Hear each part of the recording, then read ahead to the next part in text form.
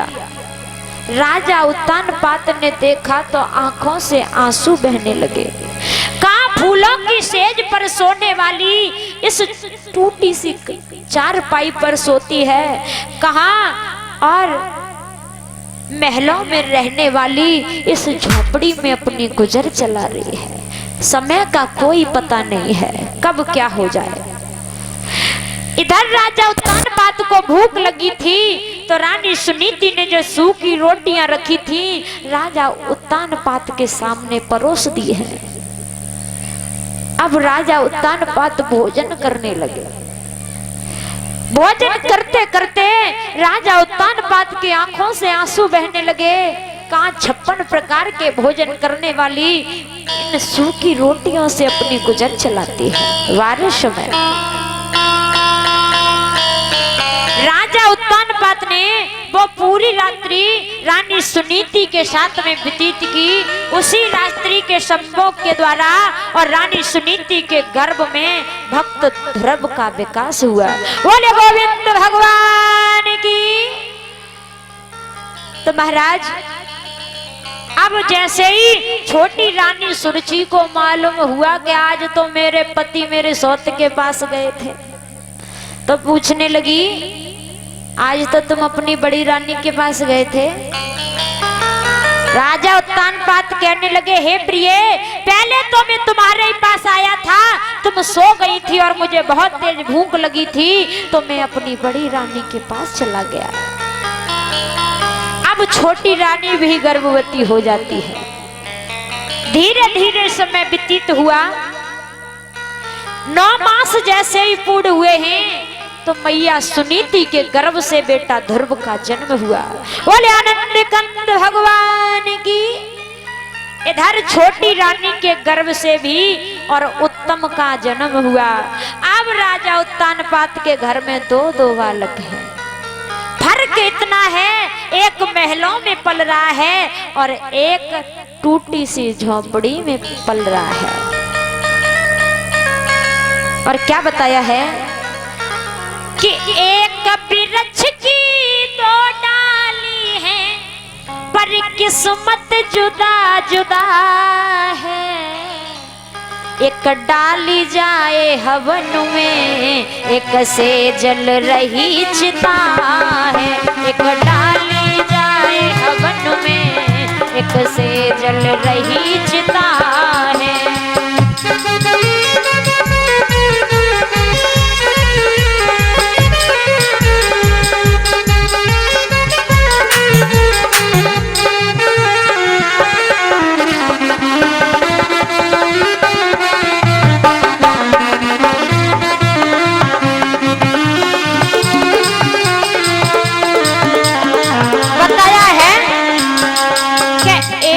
वृक्ष की 2 डाली हैं पर किस्मत जुदा जुदा है।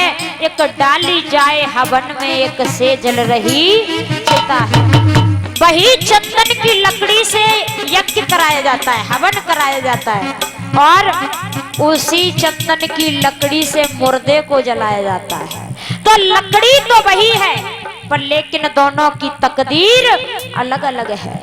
और क्या बताया है, अरे एक पत्थर के 2 टुकड़े हैं, अरे एक पत्थर के 2 टुकड़े हैं पर किस्मत जुदा जुदा है। एक बन शंकर जी पूजते एक सीढ़ी में लगा है। एक बन शंकर जी पूजते एक सीढ़ी में लगा है।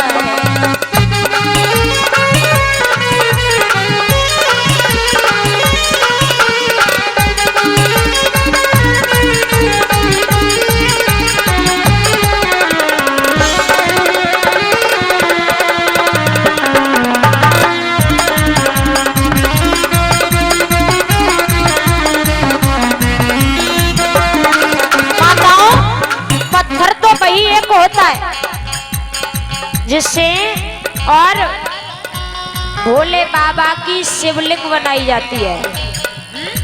पत्थर तो वही है और वही पत्थर जीने की सीढ़ियों में भी लगाया जाता है। तो पत्थर एक है और किस्मत अलग अलग है। और क्या बताया है, अरे एक पिता के दो बच्चे हैं, अरे एक पिता के दो बच्चे हैं, पर किस्मत जुदा जुदा है। एक झूले पालने में एक पत्तों पर पला है, एक झूले पालने में एक पत्तों पर पला है।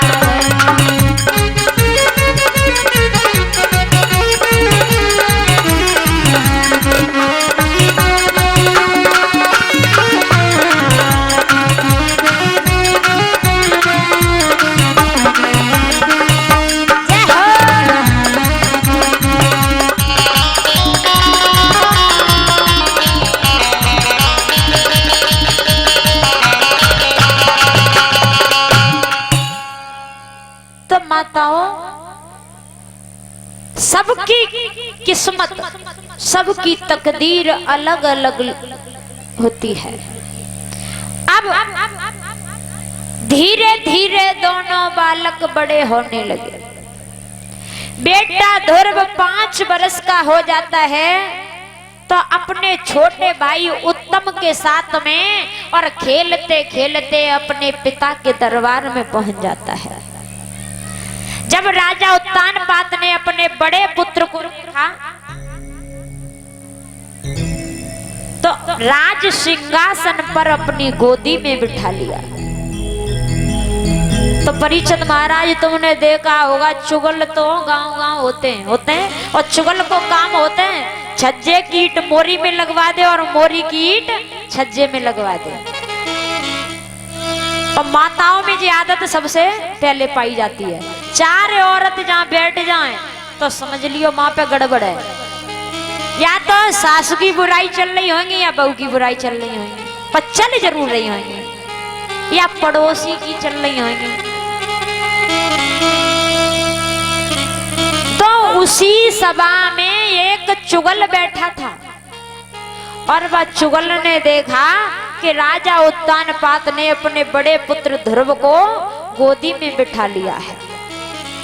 तो वो चुगल जाकर के छोटी रानी सुरुचि से कहता है कि हे रानी, तुम्हारी सौत का बेटा और तुम्हारे पति की गोदी में राजगद्दी पर बैठा हुआ है।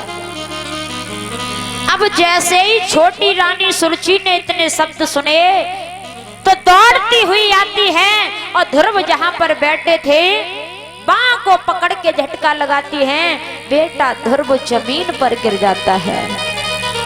और क्या बताया है, अरे खेलत कुमर बबुल ढिंग आयो और बबुलानी वाई गोद बिठायो और तनिक न करी अवार रे। और मौसी जी ने डका दीनो गाड़ी दई 1000 रे।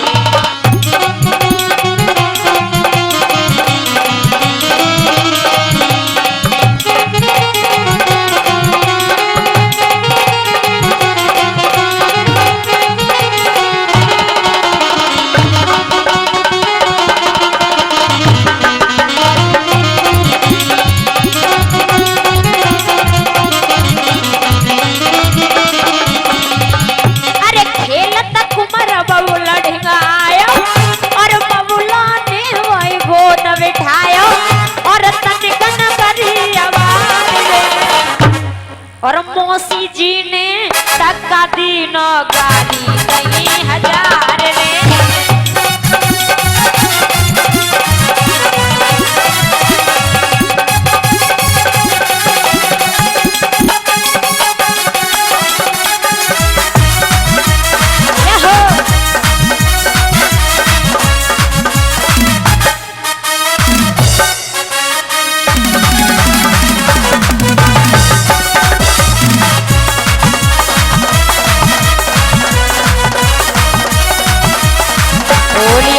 भगवान